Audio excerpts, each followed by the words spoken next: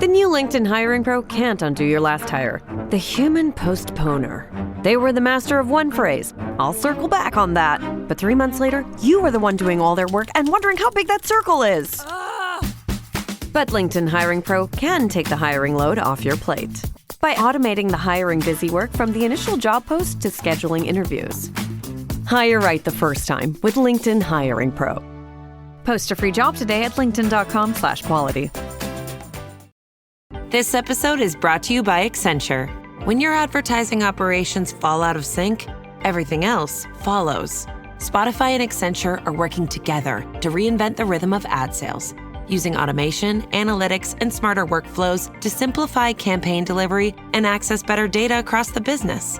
The result? Less time spent on operations, more time connecting brands with the moments and fandoms that matter most.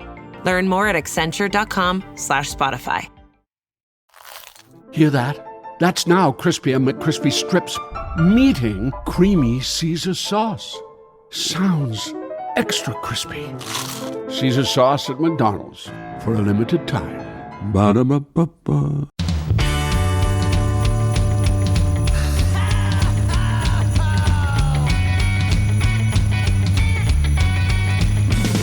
Well, there's a party each and every year on Christmas Eve, where the fun and cocktail shrimp don't seem to end. Clark and Ralphie taking turns on the TV screen, laughing, singing, yelling with all of our friends. Well, it's Christmas, and everybody's gonna spread the holiday cheer, 'cause it's Christmas. Oh, it's the best time of the year. Let's do fake reindeer. Hey, Dylan. Hey, Matt. This week, because kind of my most anticipated film of the summer is coming out, Yep. Spider-Man Brand New Day, I thought there has to be something Spider-Man Christmas related. So I searched, and a show I didn't even know existed, Ultimate Spider-Man, had an That's episode called Nightmare Before Christmas. Yeah, I am familiar with the show. I've seen various clips. I've never watched a full episode. But as I was telling you last night, the various clips I've seen have been almost like a collage of the more famous voice actors that have shown up for the show itself. The other thing that's very Christmas related on Spider-Man is the opening to the video game Spider-Man Miles Morales. I've heard that. Yeah, I would love to. It is something we've been talking about for a while, but play through that opening. I think that would be an amazing thing for us to do.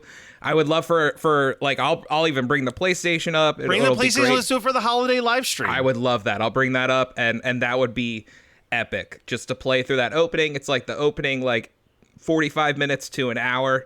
Would be great to play with you watching, because it really does put you in the Christmas spirit. Ultimate Spider-Man, this is a show that, as I was watching and I texted you this feels like a bad episode of a show I would enjoy watching. Yeah, I was really thrown off by this. I didn't hate any of it, but Me I neither. also didn't love any of it. The first thing, though, I wrote down was, I don't know how I feel about this Spider-Man voice, which then I looked into it and was like, oh, it's Drake Bell. But you said it really well, where it's like, he's just Drake Bell in this. Like, he's not trying to sound like Peter Parker or the Spider-Man that we really know. Which, like, look, everybody, the thing about being an actor is everyone can take their own twist on the character. I just was like, I don't like this Spider-Man voice. Like, at the end of the day, I didn't like it. It is, especially once you realize it, it is so obviously just Drake Bell. Like that's it.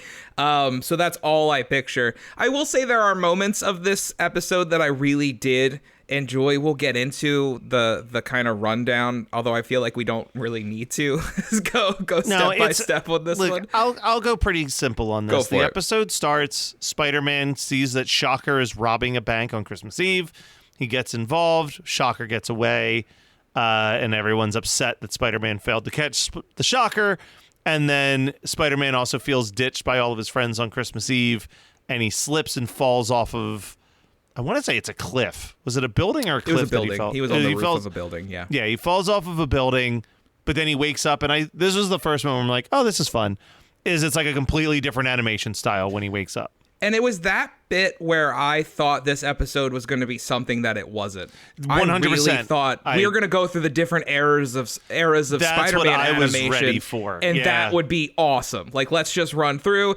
Like, hopefully we can get like the '90s Spider-Man animation era and stuff. That's not what this is. This bit goes away after this segment. Exactly. This is specifically to show you a time where Spider-Man failed and people kind of turned against him, because that's Yeah. kind of the highlight here. And it's him fighting the Enforcers, which is like Yep. such a low-level villain group.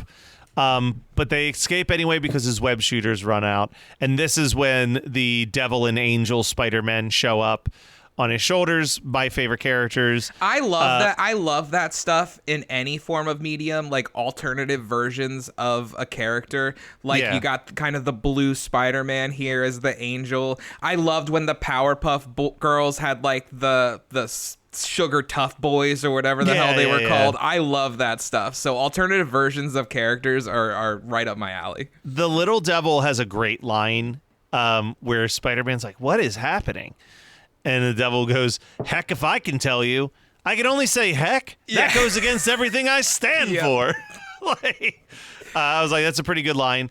But he's chasing down the Enforcers. They also magically give him the like actual like in his body web shooting capabilities, I Yes. believe.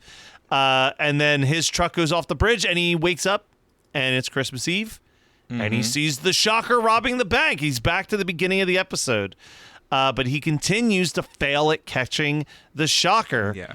And this And, is and when meanwhile, let's mention also that after every time Peter fails, like I do want to give a shout out. Every time Peter fails, we do cut to JJ. Yeah. Voiced by J.K. Simmons. Just hammering it in. Always, Yeah. every time. Always a highlight in any Spider-Man medium. Really happy. We talked about it yesterday, how dedicated to that role J.K. Simmons is, and always 100%. willing to show up for it. So I just wanted to make sure that we gave a shout out there, because I don't think any of his bits specifically stand out in this episode, but it is awesome that he comes back for this all the time. He is always the voice in this series. I think he was in it for 40 plus episodes, which is awesome. So back to it. the Devil and Angel push Peter Parker into a sewer and he wakes up in bed. There's a hologram of Aunt May. And it turns out that Peter Parker now has Tony Stark's life. He is the great inventor at Parker Industries. But in this future, he's no longer Spider-Man. He instead apparently works with the Goblin King. And this is when Nova and Hawkeye show up and start fighting the Goblin King during a meeting. And they recognize Peter as Spider-Man immediately. And while Nova's very excited to see his buddy Peter... it was the voice, because it was so obviously Drake Bell. They said, "Hey, is that Drake Bell?" Hawkeye, Nova's really stoked to have ran into Spider-Man. Hawkeye, however, blames Peter Parker. He says everything went badly when you hung up being Spider-Man. Can I also say, so this was 2012, I think, when this episode came out. At least that's when the series had started, I believe. Really, we could only get Nova and Hawkeye? Yeah. We're gonna take a pause right there, actually, because something that I think was turning me off from this show, and this could have just been, again, a bad example of it, is I think the thing that tires me out the most with Marvel is not just the Marvel fatigue, but like that the MCU for a pretty large chunk of time, you like really needed to know all of those movies like the back of your hand because characters were just like coming and going whenever they pleased, and like they would just, versus like, you know what, sometimes I want to put on a Spider-Man movie and just deal with Spider-Man characters. You know what I mean? Like I just want to see Spider-Man fight Spider-Man villains and pretend that like the Avengers and all that shit doesn't exist outside that world. I was like, I don't know if I love the idea that this is a Spider-Man show that is very like, oh, this is the Spider-Man from like deep in the MCU. And where it's all very the other... much that way. As I talked to you last night and we discussed like who eventually shows up.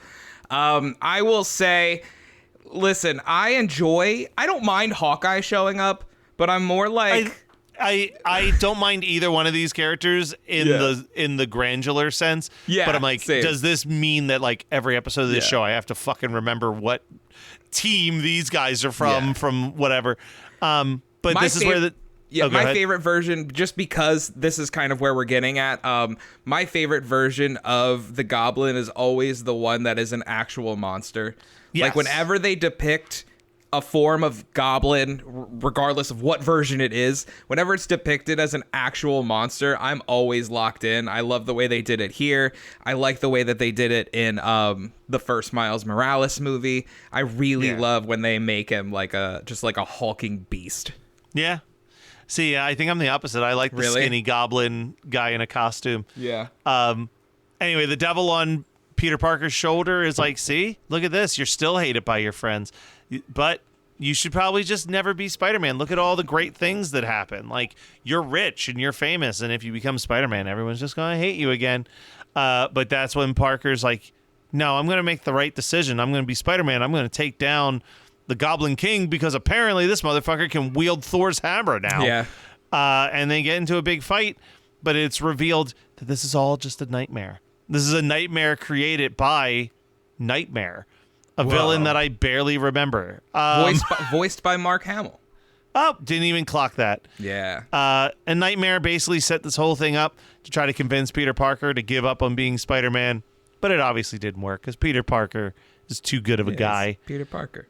And then he goes back to his normal timeline and he bumps into Nova, who's like, hey, man, we've been looking all over for you. Plans changed and we couldn't find you. Yeah, so we left. It's all one big misunderstanding. Yeah. How this usually ends up going, right? Yeah. Every time. I thought everybody hated me. No, man, you just weren't there. So, you okay? We're back now.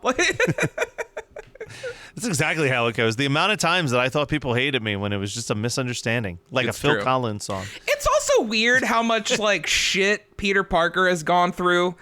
And this is the, like, his homies not being there at this moment is where he's like, oh, I don't want to do this anymore. Like, also, like, I hate to say it like this, but Peter Parker's Peter Parker gave up his marriage with Mary Jane to save 98-year-old Aunt May. You're telling me his Christmas Eve isn't hanging at home with Aunt May, but palling around with his buddies in the streets? There ain't no fucking way. Not my Peter Parker. Speaking of which, we do eventually get to like that Christmas celebration at the house with Aunt May. Yeah. And I'm going to be honest, I thought it was pretty morbid giving Aunt May a clock for Christmas. Time's ticking, Aunt. Yeah, he literally goes, this is so you can remember your past, present, and future. And I looked at Teddy, I was like, oh, God. Like, keep in mind that there's not much future left, Aunt May, because you're exactly. almost 100. That's what it felt like. And she gave Peter Parker a Rick Grimes hat. So that was really cool too. just as thoughtful as the clock, actually. Yeah. Oh, Carl.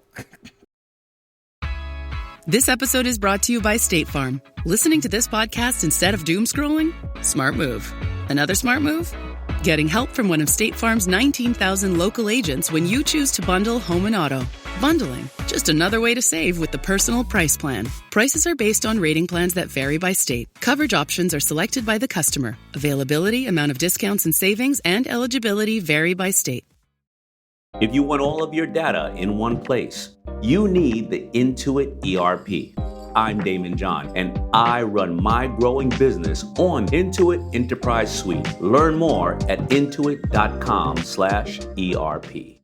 Tomorrow morning is knocking. Stock your fridge now. How about a creamy mocha frappuccino drink? Or a sweet vanilla? Smooth caramel maybe? Or a white chocolate mocha?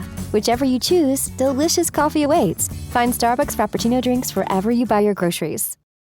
Are you troubled by trying to find a great movie podcast to listen to? Do you experience a love for monster movies from the classic Universal era to the modern creature features? Have you or your family ever watched episodes of Elvira, Monster Vision, or Svengoolie? If the answer is yes, then don't wait another minute. Open up your podcatcher and search for the professionals. The Monster Rally Podcast. Our hilarious and asinine hosts have an ever-growing library of episodes for you to listen to 24 hours a day to serve all your monster movie needs. We'll talk about it.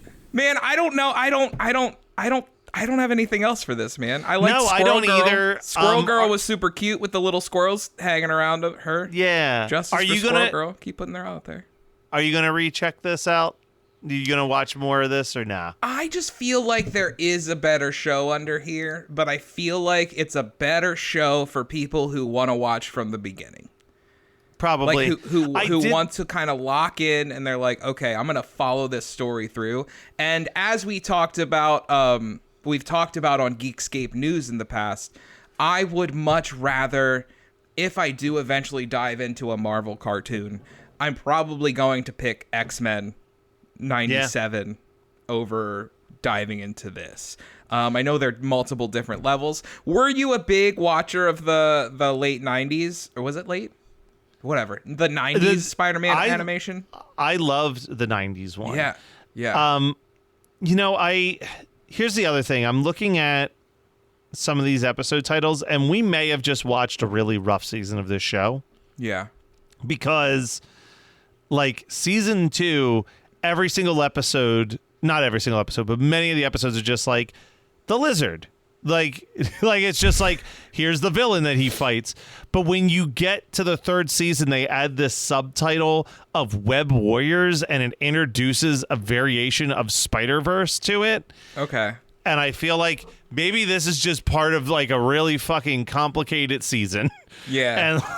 And that it gets way more like the first two seasons is way more the continuation of what I loved about the 90s Spider-Man. Like, the 90s Spider-Man had a ripper of a theme song, and it was just like Spider-Man fighting villains. And like, yeah, every once in a while, maybe the Avengers or someone else would join in, but it was very much like a Spider-Man show. Yeah. And he was the young, scrappy kid. Yeah. That made it special. I don't like Spider-Man in the Avengers. I never have. Spider-Man, to me, always works best as like a kid on his own trying to do the right thing with very little help. Yeah. So I think that that's also part of it. I'm just like, I don't like when Spider-Man's got rich friends that have all these crazy powers that can help him. I just feel like, so if we're talking MCU, like let's stick to MCU stuff. Which is why I'm so excited for Brand New Day. Brand New Day looks like it's bringing us back to the best version of Spider-Man, which is down on his luck. Yep. All by himself.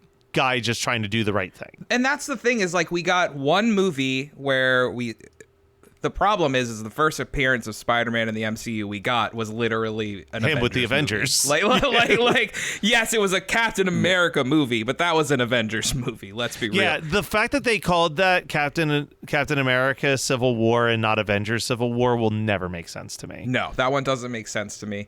But it was like after that we got one movie where he was in the city and it made sense him like going after Vulture and everything, which I loved the first MCU Spider-Man movie. Yeah, I like all three of them. I think they're all great. Me too. But then they jumped to, like, it's kind of like what you were saying. I'm glad that we're kind of getting back to basics of Spider-Man. Like, Spider-Man should be defending the city. Like, he is the Avenger for the city. Like that is what he is doing. We just sent him to space at some point. And it just kind of got too big. And I honestly feel like I could say that about the MCU in general, is I feel like we got too big and it makes the bigger moments more meaningless. Yeah, you know? No, 100%. So 100%. I am looking forward to the new Spider-Man. I am looking forward to the new Avengers when it comes out. Oh, I think that this is the most excited I've been for MCU releases throughout the year in a long time. I agree. Because like Daredevil, I loved. I'm very excited for X-Men 97, which is airing at the time that this episode comes out, but it hasn't when we're recording it. I'm very excited for what's going to be like Brand New Day, what's going to be Doomsday. Like we're actually, it truly does feel like they learned from their mistakes over the last couple phases and are like, you know what? The allure of, hey, look at all these characters all palling around and doing crazy shit across multiverses. Like, yeah, we've seen it, we've done it, we're good. Like, we don't need more of this. But how much of that excitement is like, hey, they're bringing back Chris Evans as Steve Rogers. Hey, Robert Downey Jr. is playing. Like, and I know you can sit there and say, if I'm thinking about it, it's not a big deal. But would you be excited if this Avengers Doomsday was Falcon Captain America, or like just Falcon Captain America, the Thunderbolts crew? I honestly think I would. Okay. Only because just playing devil's advocate. Yeah, That's the only thing I'm doing. Yeah. I loved that Fantastic Four movie, and like I don't give a shit who's playing Doctor Doom. Like I just want to see a good Doctor Doom movie, and I feel like Doomsday is gonna finally like tie up this fucking Phase 4 nightmare and like move us out of like the multiverse stuff. Just fucked up so much shit. Yeah. Like and not in the good way. Not like, oh man, that fucked some shit up. Like, no, it like fucked up some shit. The problem is if they are going Secret Wars, which they are, I don't like. We're not done with the multiverse stuff. We're not done with the multiverse, but we're building. I think Doomsday leads to Secret Wars. That leads we to are the building end of to the the conclusion of that for sure. So I'm like, all right, let's just get past this and like, yeah, I could do for. My ideal circumstance is like we get 2 movies a year that are very insular character movies and like 1 show on Disney Plus. And like that whets my appetite without making me feel overwhelmed. You know what I mean? Like, because right now I feel there's a bunch of stuff that I haven't watched, and a lot of that's on me. I'm not caught up on Daredevil. Like, I very divisive season, I'm learning, because I loved it and I know some people who hated it. Really? I thought from what I've read, I thought a lot of people dug it. Honestly, the only person who hated it, I think, was Jonathan from Geekscape. So it could just be that. He just could be the loudest person hating it. Did you peek behind the curtain at the time we're recording this? Spider-Man Noir just dropped. Did you watch any of it? Me neither. Not yet. I hear it's incredible. Christian Blatt and Katie Hampton both are raving about it. Yeah. Should I go black and white or color? They are very firmly in the watch it in black and white camp. Good to know. And they're the experts. Like, let's be honest here. I will eventually watch it. I will probably by the time this episode has come out, I will have watched it. We will have, I think so. Because there's a lot of stuff where to me it's like, you know, this is coming out post Comic-Con. We're recording it pre Comic-Con. Yes. I feel like I need to be caught up on comic book shit before Comic-Con. I would agree. Otherwise, I will be walking through and just like every spoiler on the planet will be shoved into my face. I don't get that reference. Yeah, exactly. Before we wrap up, Daredevil, Born Again, want to talk like real quick just so I do want to dive in. Yeah. I watched the first season of the Netflix show. Okay. I may have gotten through the second season, but this is like years ago when they had first come out. We did watch the first few episodes of Born Again, but we didn't finish that first season. Just because, again, as I've said on here, bad at television. I get distracted by other shit. I get into other stuff. Would you recommend I just jump back into Born Again? Or are you like, no, man, you've got to go back and watch like the Netflix stuff? So I'm the worst person to ask because before Born Again came out, I made the personal decision because I'd never watched any of the Netflix stuff, to watch every single episode of the Netflix run of Marvel shows leading up to Born Again. So I watched. I don't think I can watch I don't think I could. I could dedicate to Jessica Jones or Luke Cage. And again, I am not saying those shows are bad. I'm just saying it's a lot. No, so had you watched them before or you've never watched them? Never watched them. I will say. Yeah. I know a lot of it shows up in Born Again. Yeah. Some of it shows up in Born Again. That's not what I was going to say. Okay. I think the first season of Jessica Jones is one of the best seasons of anything Marvel related I've ever seen. Okay. It's fucking great. Like it's gory, it's wild, it's dark, it's fucked up, but it's really, really good. And then the other seasons are fine. But the first season is great. I would always recommend that. Honestly, dude, you would love the 2 seasons of Luke Cage so much. I feel because like it is just like a badass like blaxploitation throwback vibe the whole time. Like it is like very serious, could beat the shit out of you, Black Dynamite. I also love that. I love the actor that plays Luke Cage. So the short answer is no, you don't have to watch that to dive in. But it sounds like it would be a good time. I think you would have fun with those. You do not need Iron Fist. You really don't need Defenders. Even like The Punisher is a fine show, but not like a necessary show. But I would say not my Punisher. Thomas Jane's my Punisher. Yeah. And I also I was in the minority of liking the new Punisher short too, because it was literally just the raid with the Punisher. Like it was like, hey, every mafioso in New York is coming to kill you. Yeah. And just 45 minutes of Punisher killing people with household objects. I was like, this is fucking great. That's what I want out of the Punisher. Yeah. So and I'm good. 52 minutes, it was like, this is perfect. I love it. Yeah. But yeah, I mean, I think you should watch some of it, but I don't think any of it's required. My short answer. I think because of the excitement that I'm feeling for the MCU, again, as we're recording this, we are way before this movie is actually going to come out.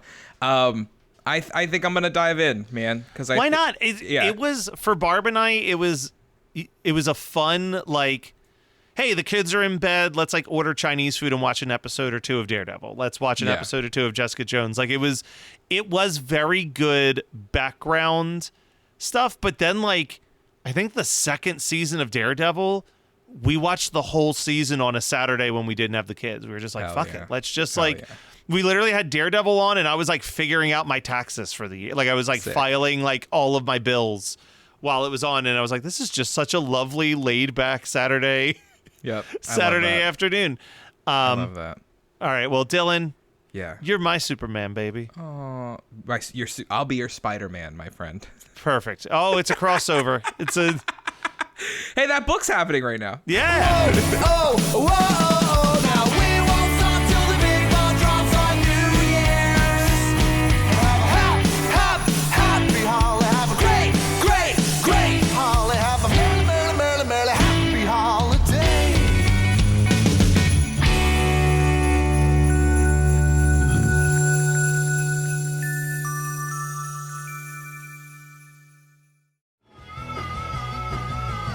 You're listening to the Geekscape Network.